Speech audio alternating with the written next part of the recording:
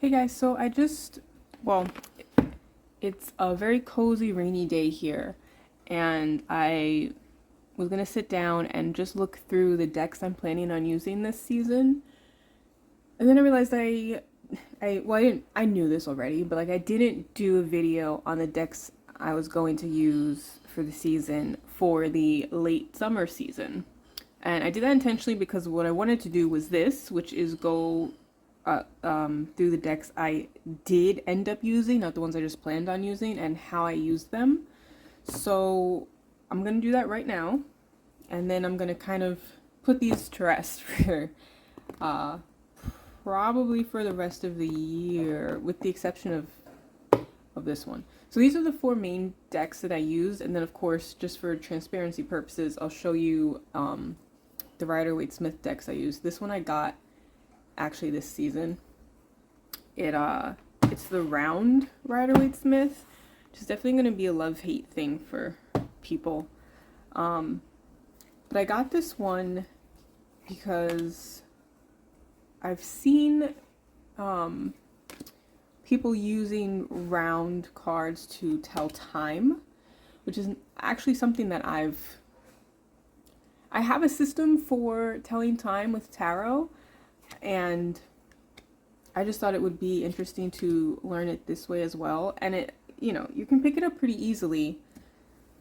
And in using this deck, what I found more interesting than using it to tell time was the way you can read just based on how the cards are oriented in relation to each other.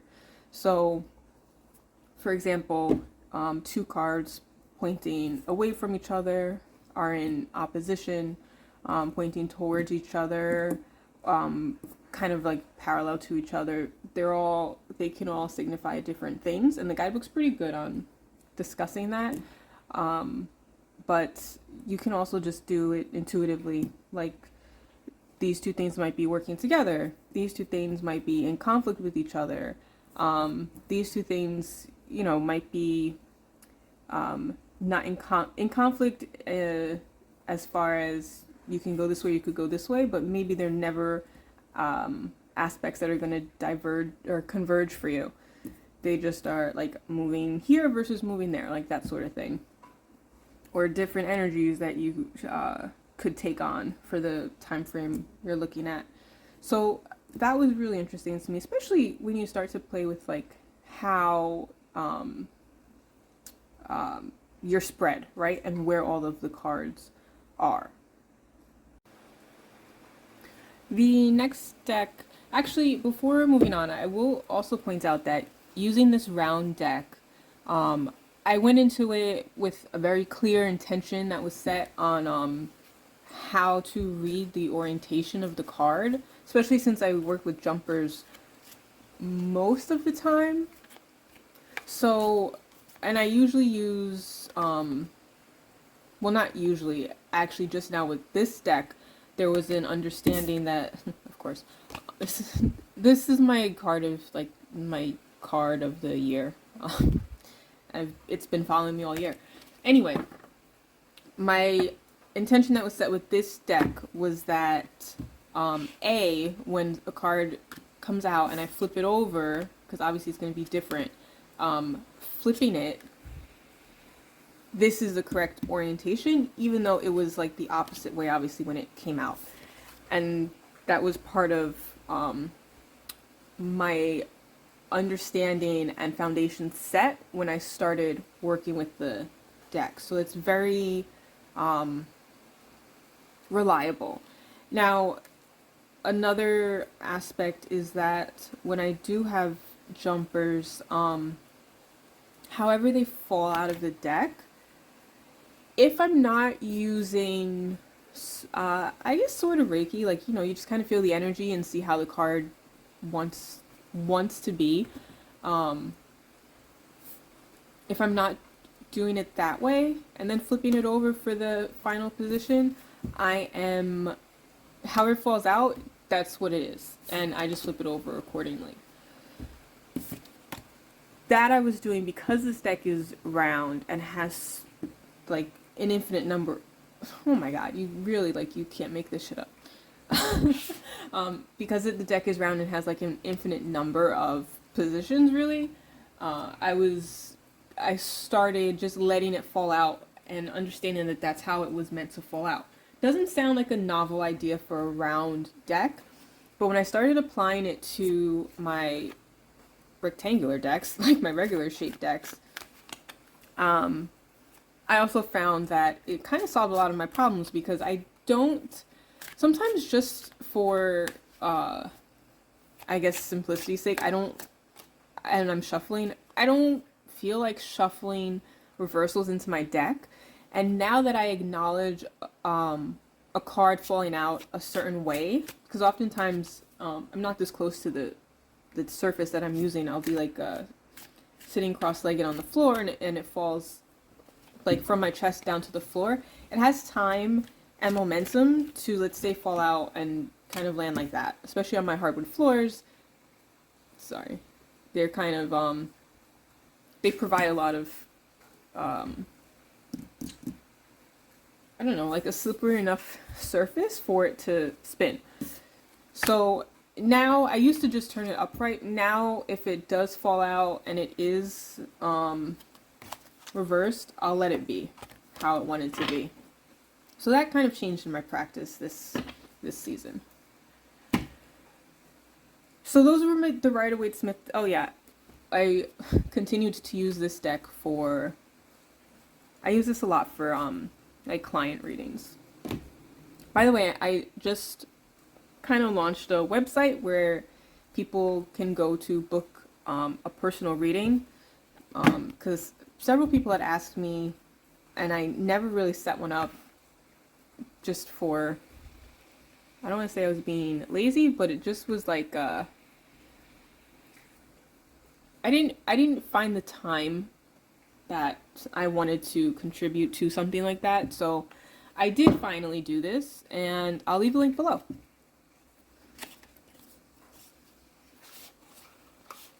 So this deck I was using as my sort of alternate Rider-Waite Smith deck. It's not really a clone, but it's close, but it's very creative.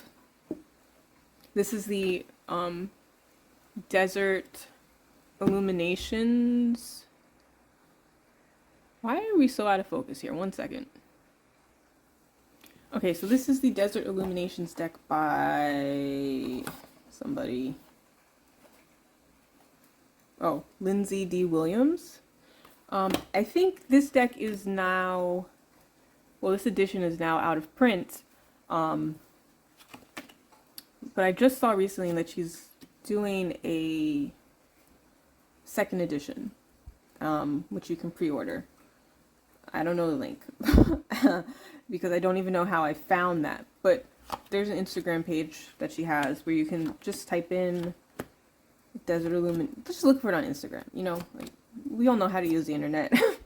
Well, apparently not, because otherwise I would have remembered how I found out that information. But she does have an Instagram page you should check out if you're interested. I think the second edition will be borderless. And the backs are, I want to say purple and blue. You know, typical card back colors. Nowadays, they're all purple and blue. So this I was using as like my alternative Rider-Waite Smith when I just didn't feel like using Rider-Waite Smith. Yeah, you know, I honestly don't have as much to say about this deck as I would like to have to say. I mean, I love it because it's kind of funky and cool. Aliens are interesting. But it doesn't read much differently for me than typical Rider-Waite Smith deck would. It's just nice to enjoy the artwork. And it's kind of, it created like a really cool universe. Very, obviously Southwestern inspired. You have like there's, I don't know if I'll find it, I might have passed it, but you definitely have like the Spanish style influence, the Native American influence, cowboys, and then you have aliens, you know, because you are out in the desert. And I thought that was really cool. There's a couple cards I think that she is changing. Will I find it? Yeah, the Fool card is being changed. And she kind of talks about where the,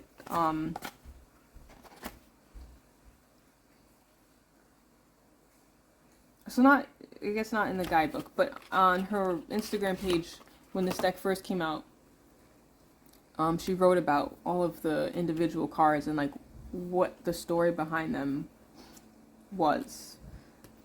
This card I think is now just a dog. So I think that cultural aspect is gone. It's a dog now.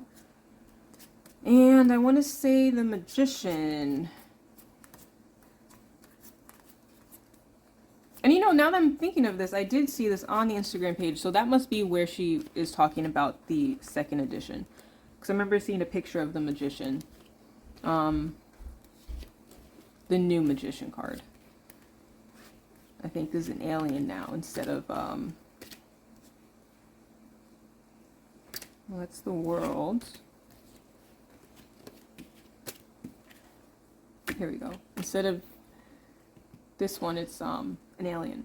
So I guess I wasn't super crazy about the change. I kind of liked the I liked the card being more of a cultural reference. But whatever, I have the first edition, so it really doesn't matter. I didn't use this deck as much as I thought I was going to.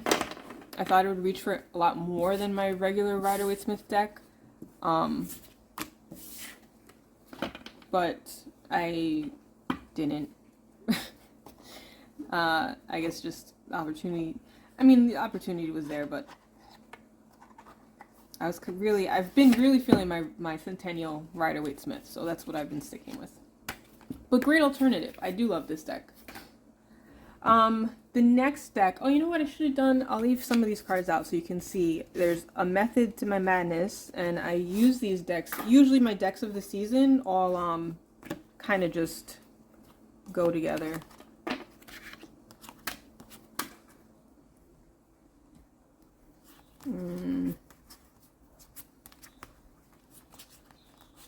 Oh, here we go. I think this is my favorite Judgment card, but I'm not 100% sure. I have a list. It was either my top 1 or top 2 Judgment cards. The cow being abducted. Alright, the next deck I used, yeah, I guess we'll just do this one next. This is I used 2 Oracle and 2 Tarot decks. So this was the Oracle deck I was working with.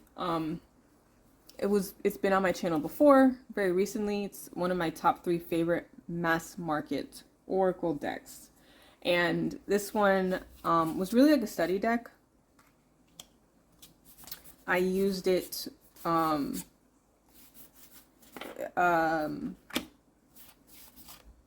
I read it like as research almost. It opens up a lot of interesting things for you to read about, and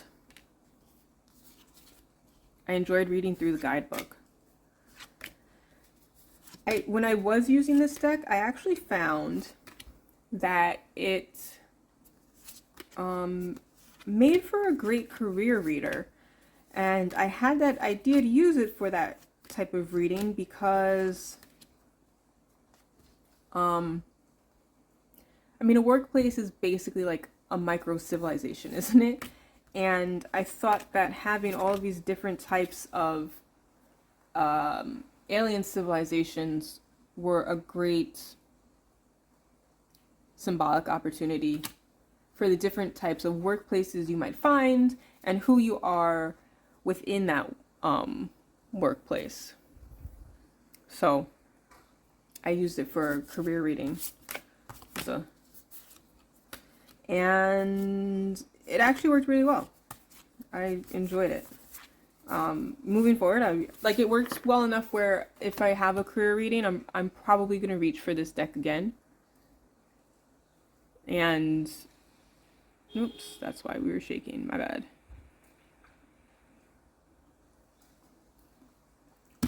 And possibly also maybe if you have like a reading on sort of like a family dynamic, type of thing too. Which I didn't think of when I got the deck. I didn't think like, wow, this is a great representation of little mini civilizations and social groups that we create, but it just came to me when that reading did.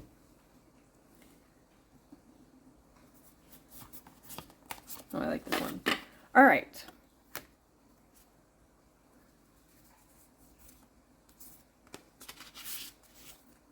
I'm just laying these out so you can kind of appreciate the artwork while it's here.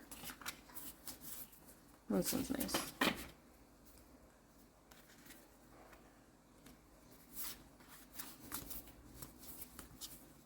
Definitely, if you're an alien person, these are great. These two decks are, I really recommend them.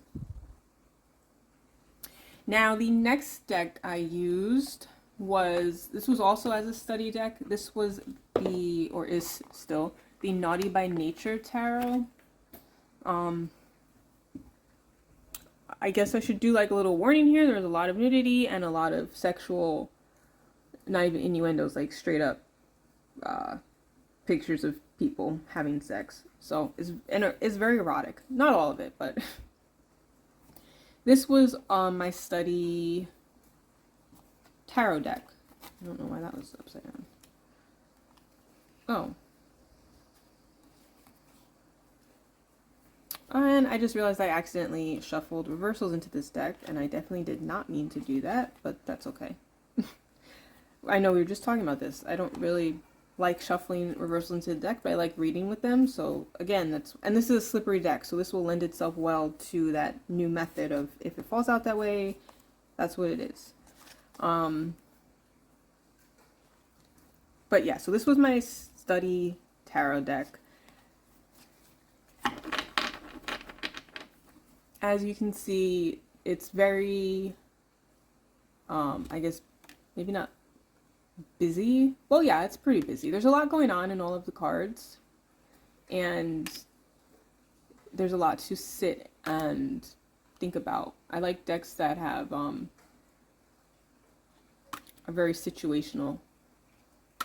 It's definitely not a Rider-Waite Smith clone at all. Like, I love this Seven of Cups where it shows just like a complete loss in a fantasy to the extent where like your real world is crumbling around you. And maybe that's why you got lost in the fantasy in the first place. You're just tempted by that escape. And when I was studying this deck, I started out writing.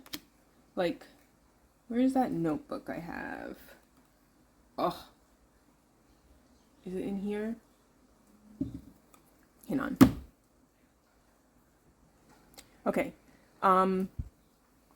So when I was studying with this deck, because this is such a situation and character driven deck, I was doing a little exercise. It's not really a spread, but there's a tarot thing that I've seen where you shuffle and then you go through, you find your ace of wands, you find all your aces, and what is preceding it, or what's after, it depends on how you're holding your deck, I suppose. Like the Ace of Cups followed by card X is how you feel. Whatever's following the Ace of Wands is what you want. Pentacles is what you need. And Swords is what you think. And I just thought that was a great representation of a person's basic drive, I suppose, which is really saying a lot about somebody. So, long story short, I was doing, I always do like a quick note on each card. I guess let me zoom out a little bit. Just for now.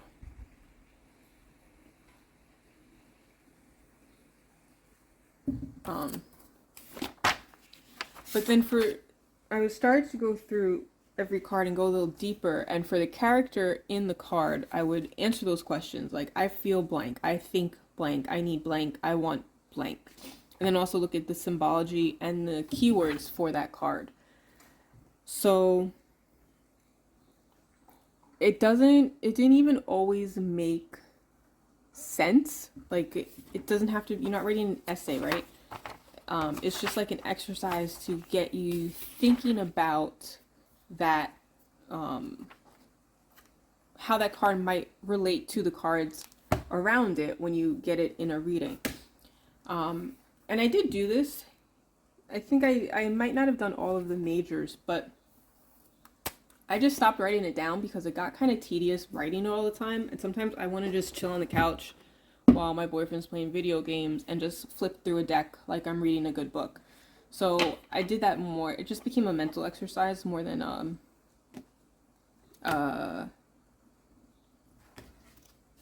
like time with my notebook and my pen, which is still lovely, right? I mean, accomplishes to an extent it accomplishes the same thing. I guess it depends on what kind of learner you are. Like, I do find that things will stick with me more if I'm writing them down, but sometimes the focus becomes more on the writing and less on the deck. So there's a plus and minuses to both ways of doing that little deck bonding exercise. And I did I didn't do a reading with this deck yet. But I do this exercise where like I'll watch something and I'll just be shuffling and I'll let jumpers fall out sort of at will and just see what it kind of says on what I'm watching. For example, I'm saying a lot, I'm sorry. It's still early, I'm still drinking my coffee. But for example, last night I was watching Murder, She Wrote, obviously reruns on Amazon Prime.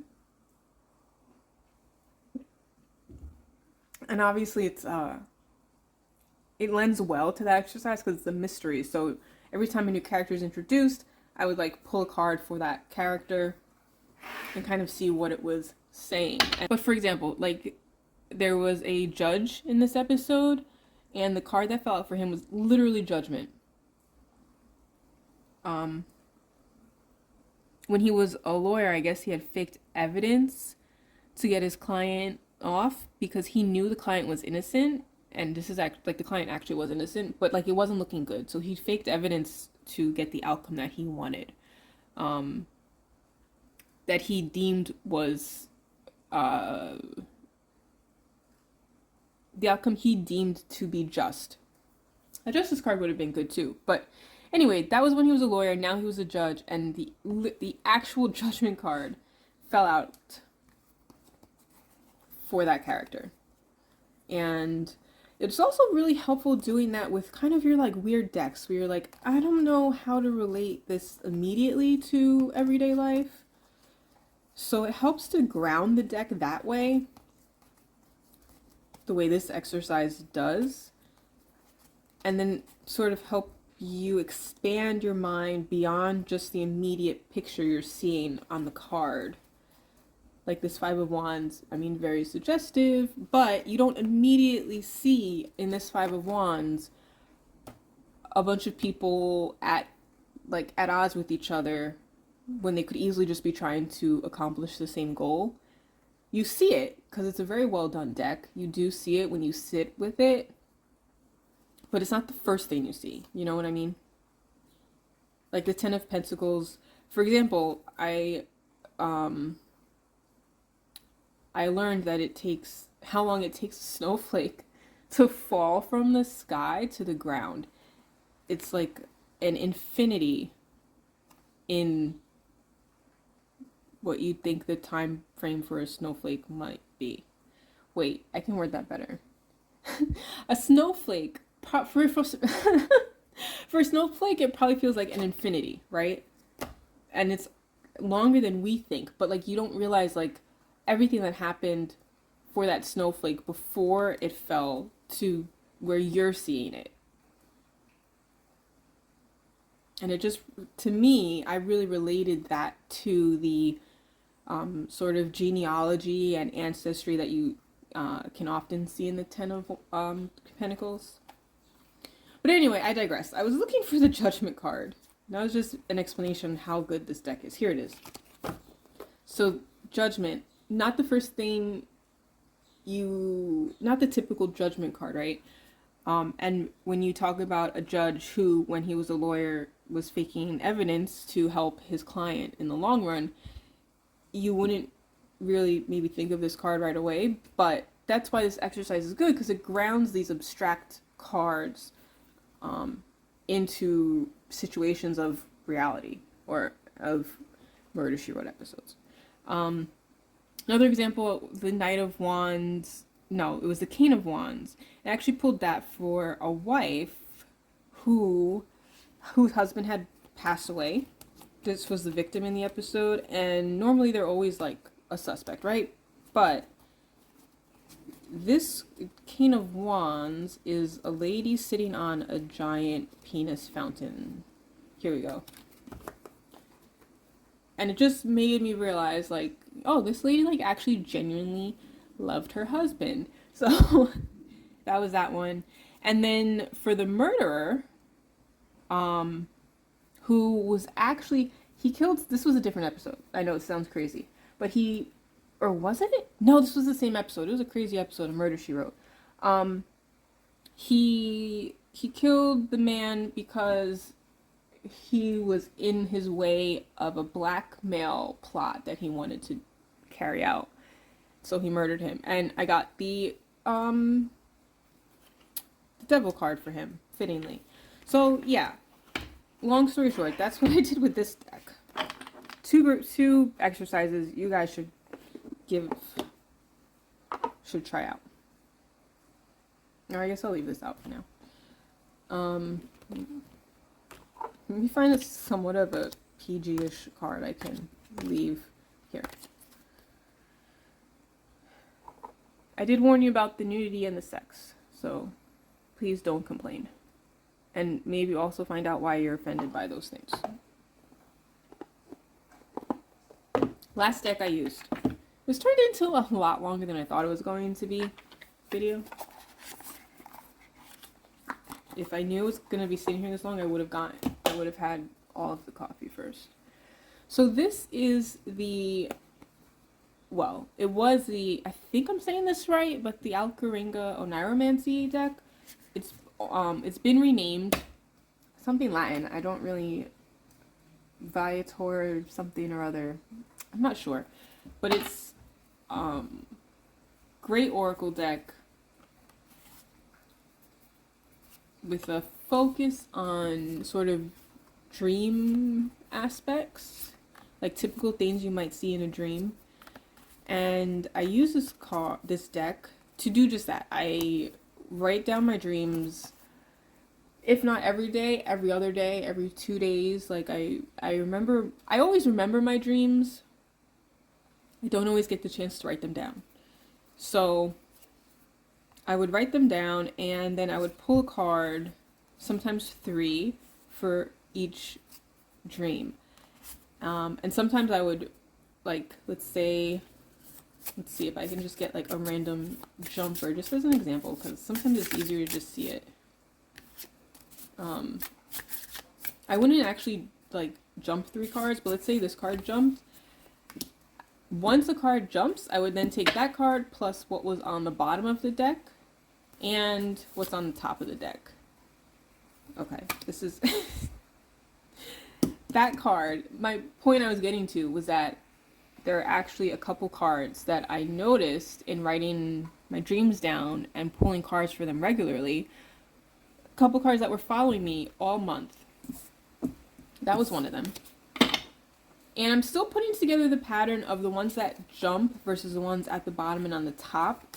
I don't know, since I didn't delegate a significance to them, there may not be one for me to find just yet. But I'm going to continue doing that next month. But yeah, that turned into a really long video. I will not be offended if you didn't make it all the way to the end. But anyways, those were the decks I used this season. I hope maybe you learned of some exercises or decks that you might be interested in using. And I will probably not do a video on the decks I'm planning on using, but I will do a video on how I use them again. And I'm also going to do pretty soon my top 3 favorite indie oracle decks. And then the last video I'm going to do is my favorite indie tarot decks. So look out for that. And I'll leave the link to my website down below. And what else? I'll leave the names of the decks down below so that you can check those out. And pick them up if you'd like. I do believe, with the exception of the Desert Illuminations, that you can still buy. These 2 decks are also indie decks, but I believe they're still available. But don't quote me on that. Find out for yourself.